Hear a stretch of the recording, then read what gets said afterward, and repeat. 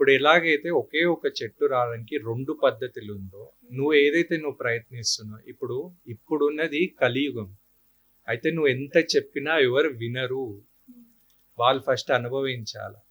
వాళ్ళు నష్టపోవాలి. మళ్ళా వాళ్ళ ఈ అనుభవం నుంచి రావాలి.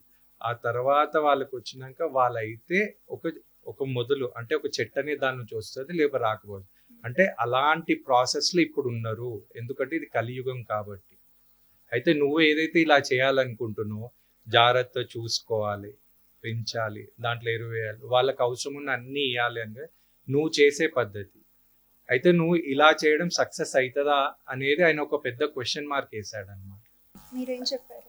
అయితే నేనన్నా అంటే నేను ఒకటే అన్నా, గురువుగారు ఇప్పటికి మనం ఇన్ని కోట్ల మంది పండ్లు తింటుంటే అంటే ఎంతో వందల మందే ఇత్తనాలేసిర్రు గురువుగారు. ఆ వందల ఇత్తనాలు ఇన్ని కోట్ల పండ్లయ్యాయి.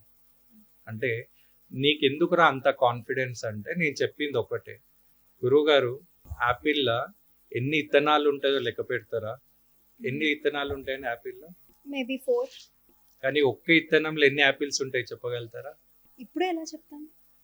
అలాగేనే నేనేమనంటే నా కాన్ఫిడెన్స్ కూడా అలాగనే. నా ప్రయత్నం నేను చేస్తున్నా. నా ప్రయత్నంలో చెప్పలేం సక్సెస్ కావచ్చు, కాకపోవచ్చు. కానీ ప్రయత్నం అయితే నేను చేయాలి గదా! యాహ్!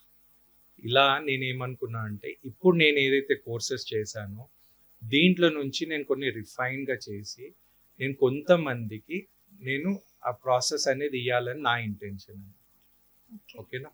ఇది నా స్ట్రాటజీ. అది ఎలా చెప్పాలి? అంటే దానికి మీడియం అనేది నా యూట్యూబ్ ఛానెల్‌లో సంజీవిని న్యూమరో.